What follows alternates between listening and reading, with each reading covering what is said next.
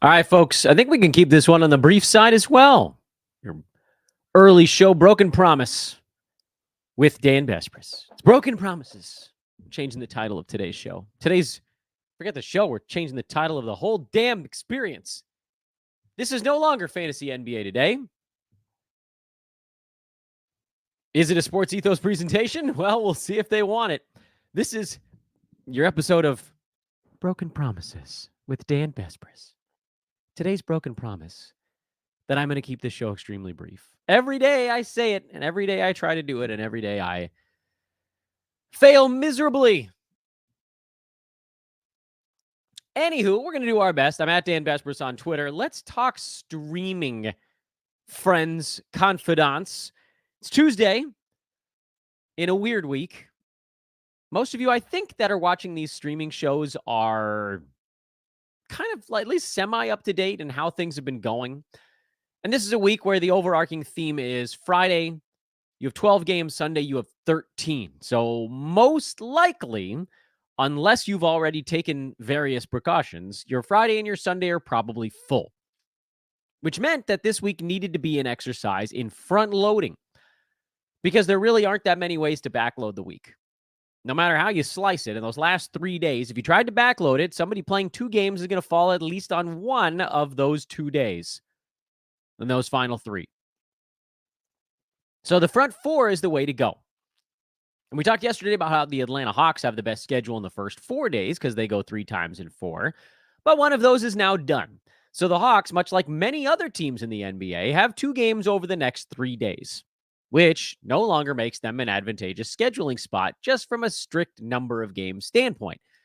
The reason the Hawks continue to actually have one of the better schedules is that all 3 of their days fall on non-overload days.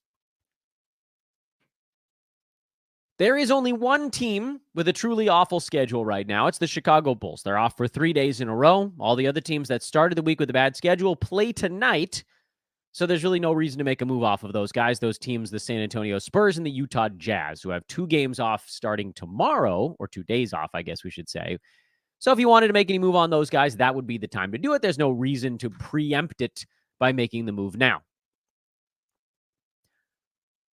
The most likely scenario that you're looking at here, Atlanta, obviously, there are the advantages of having Wednesday, Thursday, Saturday, because you don't have to worry about benching anyone as a result of the Atlanta Hawks. But they're not the only team where you can look at it and say, oh, I'm probably getting 3 games the rest of the way, because when you think about it from another standpoint, the team that you're dropping the player on, you're probably going to pick somebody up that replaces said player. So think about Chicago, for instance. Not only do they have 3 days off, but they play on Friday and Sunday, the days that you're probably full. Friday, about 10 guys on your team should be going. 10.4 was the number we came up with.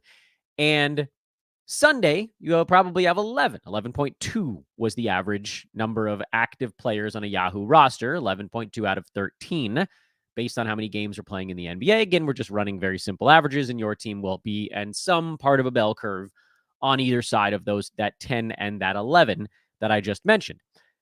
So when you think of it from that standpoint, dropping a Chicago Bull today, and yeah, you can think this through. You're probably not dropping DeMar DeRozan. He's been too good.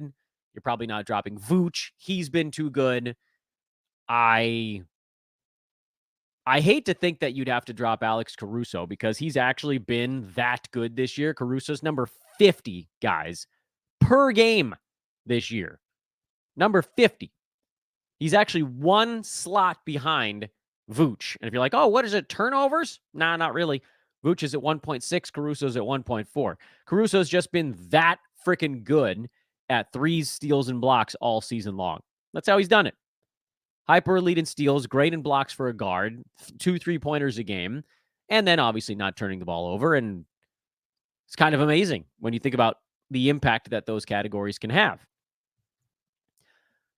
But what about the guys that are a little bit farther down the list? And nobody wants to think of it this way, but Kobe White is farther down the list. He's number 104 over the last month. Yeah, he's scoring 19 points, but he's killing you from the field, 42.5%. He doesn't get defensive stats. It's points, it's threes. Assists are okay. Free throws are okay, but then there's too many negatives in there. And then what about Ayo Dosunmu, who we've been relying on to get it done with percentages. Has it been enough? And the answer is generally yes. He's number 67 over the last month. So the Bulls are kind of a hard one when you're like, oh, yeah, this is the team I should be dropping from. But which of these 5 guys can I drop? The honest to goodness answer is maybe none. But by 9Cat rankings, Kobe White has been the weakest link in that bunch because of the 9 category flaws. Most notably that he's a very high volume, low field goal percent guy, that he's basically sort of a punt field goal. But if your team is punting field goal, then, he leaps 30, 40 slots, and then that's, again, another guy you can't drop. So dropping someone right now is kind of hard. I get it. If you have all 4 of your weekly moves, you can get a little bit more aggressive. If you don't, you dial it back a tiny bit. The one thing that you absolutely positively cannot let happen is taking a 0. That's the big one. So someone like a Gary Trent, for instance, who just got ruled out. Maybe he plays in the back-to-back. Toronto's got another game tomorrow, but he's not playing today. And he goes Friday, Sunday. So it's a situation where, do you add 1 game? Yeah. Could you potentially add 2 if he doesn't play tomorrow? Yes. And that's what you need to be looking for right now. There aren't that many opportunities to do it. The Bulls is one, but again, the players are hard to drop. Utah, San Antonio, the moves you should be making would be tomorrow. But again, adding 2 games at that point is going to be very, very hard. Outside, again, of presumably the Atlanta Hawks, because then they go Wednesday, Thursday, Saturday. But if you can't get your hand on a good Hawk to stream, you're kind of up a creek a little bit, and you're looking at teams that do play on the overload days and still have 4 games left this week. Those teams, there's quite a few of them, by the way. Cleveland plays on one of the overload days, but they have 3 games that are on non-crazy days. So today, tomorrow, which are borderline overloads, and Saturday. Dallas has 4 games, including 2 overloads. Golden State and Houston each have 4 games, including 2 overloads. The Clippers play today, and then they start a 5-7 starting on Thursday. So that's a good schedule going into next week. And Kawhi Leonard already got ruled out for this one. So that starts now. Lakers have a good schedule, couple of back-to-backs. So they dodge the Friday overload, if that could be potentially useful for you.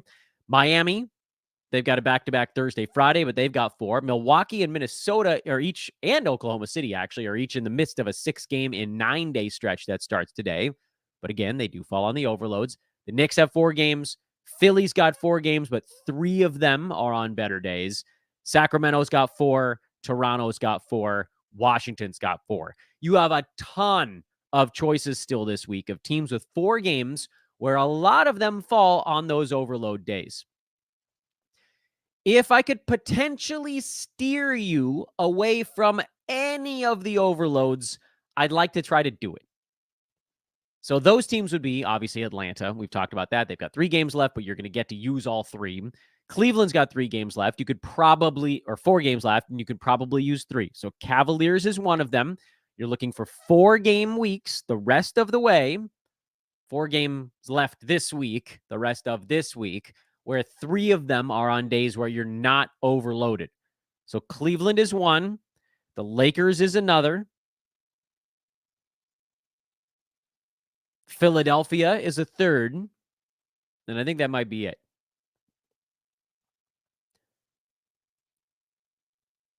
So who are the plays on those teams? Well, Cleveland's got a few. Donovan Mitchell's already been ruled out for knee injury maintenance because they've got 2 back-to-backs here. Presumably, he'll be ruled out for half of the other one. I would guess it will be the one against the Clippers. So awesome.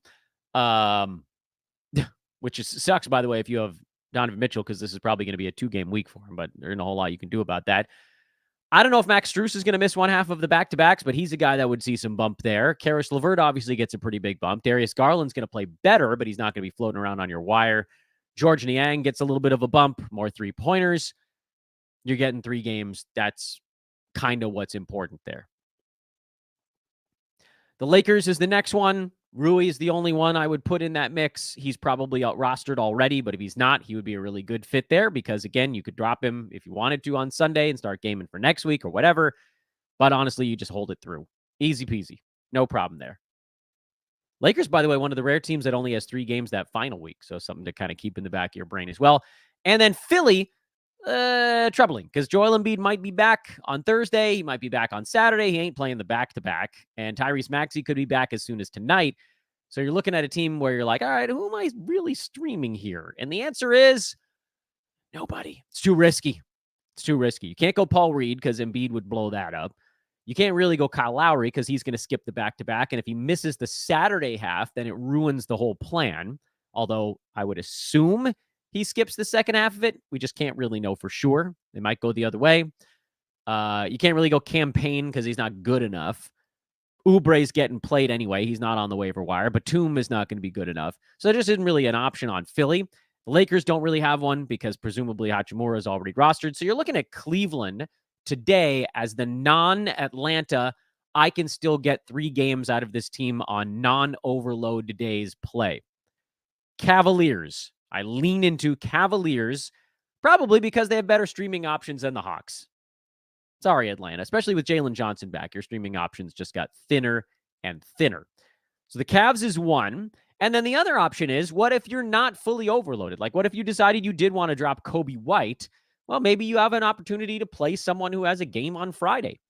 So Chicago, yeah, they've got games on Friday and Sunday, but you can find a team that also has games on Friday and Sunday that has 2 games before that. That's what makes the Bulls schedule so obscene, is that now you're doing a math problem. Okay, what is Kobe White going to get me over his 2 games the rest of this week, provided I actually get to play him in those 2 games? Okay, well, we can go by what he's done over the last month. That's probably the best way to do the math there. That would be about 38 points, 8 boards, 10 assists, 5.5 to 6 3-pointers, 1 steal on bad field goal percent, pretty good free throw. So then the question you start to ask yourself is, can I get that out of somebody playing 4 games the rest of the way? And can I potentially get a little bit above that out of somebody playing 4 games? And I think the answer is a pretty resounding yes. 38 points ain't that hard to get out of a 4-gamer when you have as many options as I think there's like a dozen teams left.